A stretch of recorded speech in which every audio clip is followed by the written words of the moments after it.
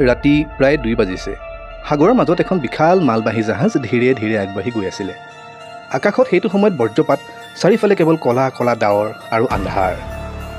হঠাৎ জাহাজখনৰ ভিতৰৰ এজন কৰ্মচাৰীয়ে ভয়ংকৰ কাহ মাৰি মাটিত বাগৰি পৰি যায়। তেওঁৰ চকু আৰু মুখৰ পৰা ৰঙা ৰঙৰ তেজ নিগৰিত হ'ব ধৰিছে। বাকী নাবিকসকলে ভয়তে চিঞৰি উঠিছে। তাৰে মাজত কোনোবা এজনে কৈছে, কিবা এটা ভুল হৈছে, এইটো সাধাৰণ জ্বৰ নহয়। কিন্তু সেই সময়ত কোনেও কল্পনা কৰিব নোৱাৰিছিলে এই অদৃশ্য ভাইৰাছটোৱে অলপ দিনৰ ভিতৰতে সমগ্ৰ পৃথিৱীখনত এক আতংকৰ নাম হৈ পৰিব। সেই ভয়ংকৰ ভাইৰাছটোৰ নামেই হৈছে হান্তা ভাইৰাছ। বন্ধুসকল, কৰোণা ভাইৰাছৰ আতংক মানুহে এতিয়াও পাহৰা নাই। Lockdown, PP kit, sanitiser, quarantine, mask, মৃত্যু, ভয়, এইবোৰৰ স্মৃতি এতিয়াও বহু মানুহৰ মনত তাজা হৈ আছে। কিন্তু এতিয়া নতুনকৈ ভয় দেখুৱাবলৈ আৰম্ভ কৰিছে আন এটা ভাইৰাছে, যাৰ মৃত্যুৰ হাৰ কৰোণাতকৈ অধিক ভয়ংকৰ বুলি কোৱা হয়। কিন্তু প্ৰশ্নটো হ'ল, এই ভাইৰাছ আচলতে আহিল ক'ৰ পৰা? ই কেনেকৈ বিয়পে? ই কিমান ভয়ংকৰ? আৰু কৰোণা ভাইৰাছৰ লগত ইয়াৰ তুলনা কি? আহকচোন এইটো ভিডিঅ'ত আমি কিছু সাৰাংশ জানো। আৰু এইটো ভিডিঅ'ৰ উদ্দেশ্য আপোনালোকক ভয় খোৱা বা ভুল বাৰ্তা প্ৰেৰণ কৰা মুঠেও নহয়, কেৱল সজাগতামূলকভাৱেহে বনোৱা হৈছে। আৰম্ভণিৰ পৰা শেষলৈকে চাই থাকিব। বিশেষজ্ঞসকলৰ মতে হান্তা ভাইৰাছ মূলতঃ এন্দুৰ জাতীয় প্ৰাণীৰ পৰা বিয়পে। বিশেষকৈ জাহাজ, গুদামঘৰ, পুৰণি ঘৰ বা অস্বচ্ছ ঠাইত থকা এন্দুৰৰ মল মূত্ৰৰ জৰিয়তে ধূলিৰ দ্বাৰা মানুহৰ শৰীৰত এই ভাইৰাছটো সোমাব পাৰে। ভাবকচোন, এখন জাহাজ বহুদিন ধৰি সাগৰত আছে। ভিতৰত বহু ঠাই অন্ধকাৰ, সেমেকা, অস্বচ্ছ, আৰু সেই ঠাইবোৰত এন্দুৰে বাস কৰি থাকে। এজন কৰ্মচাৰীয়ে হয়তো অজানিতে এন্দুৰৰ মল থকা ঠাইখন পৰিষ্কাৰ কৰিলে। ধূলিৰ লগত ভাইৰাছ বতাহত মিলি তেওঁ উশাহ নিশাহৰ যোগেদি শৰীৰত সোমাই গ'ল, আৰু তাৰ পাছত আৰম্ভ হৈ গ'ল মৃত্যুৰ খেলা। এই ভাইৰাছৰ লক্ষণবিলাক আমি জানি লওঁচোন আহক কেনেকুৱা ধৰণৰ হয়।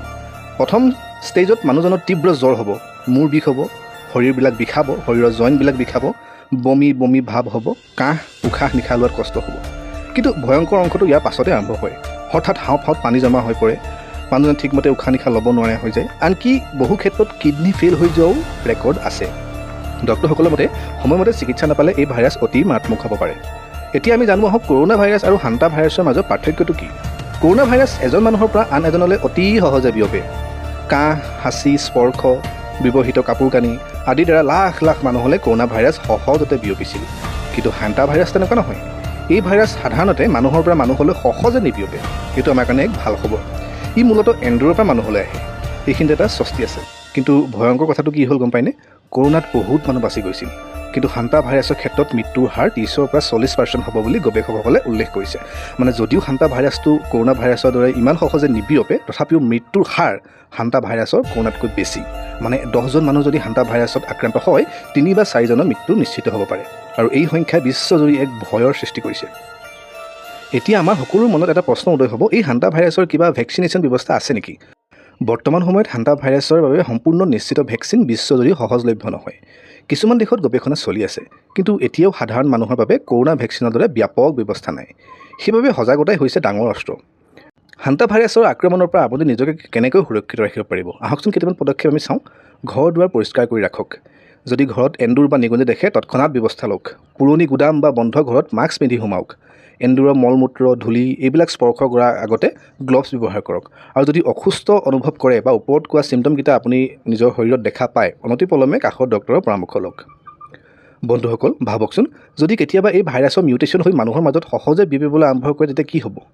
এখন চহৰ, নিস্তব্ধ ৰাস্তা, হস্পিটেলত লাইন, মানুহৰ চকুত আতংক, আৰু সংবাদ মাধ্যমত কেৱল এটাই ব্ৰেকিং নিউজ, হান্তা ভাইৰাছ, নতুন মাৰাত্মক ভাইৰাছে পৃথিৱী কঁপাই তুলিছে। এইটো এতিয়াও কল্পনা, কিন্তু ইতিহাসে আমাক এটা কথা শিকাইছে, অদৃশ্য ভাইৰাছক কেতিয়াও আমি সহজভাৱে ল'ব নালাগে। কৰোণা ভাইৰাছে সমগ্ৰ পৃথিৱীক থমকাই দিছিল। হান্তা ভাইৰাছ এতিয়া সেইদৰে সহজে বিয়পি থকা নাই, কিন্তু ইয়াৰ মৃত্যুৰ হাৰ বহুত বেছি আৰু ভয়ংকৰ বুলি গণ্য কৰা হয়। সেইবাবে ভয় নহয়, সজাগ হওক, নিজকে সুৰক্ষিত ৰাখক, আনকো সচেতন কৰক। কাৰণ কেতিয়াবা এটা অদৃশ্য ভাইৰাছে সমগ্ৰ পৃথিৱীৰ ভাগ্য সলনি কৰি দিব পাৰে। বন্ধুসকল, ভিডিঅ'টো আৰম্ভণিৰ পৰা শেষলৈকে চাই থকাৰ বাবে আপোনালোক সকলোকে বহুত বহুত ধন্যবাদ। এনেকুৱা ধৰণৰ সজাগতামূলক ভিডিঅ' আমি প্ৰায় আমাৰ চেনেলত আনি থাকোঁ। গতিকে আমাৰ পৰিয়ালৰ এটা অংশ হ'বলৈ অনুগ্ৰহ কৰি চেনেলত ছাবস্ক্ৰাইব কৰি লওক, লাইক শ্বেয়াৰ কৰিব। আৰু আমি অতি সোনকালে লগ পাম এক নতুন ইউনিক আৰু বেলেগ টপিক এটাৰ বিষয়ত। তেতিয়ালৈকে চাই থাকক। আপোনাৰ দিনটো শুভ হওক। ধন্যবাদ।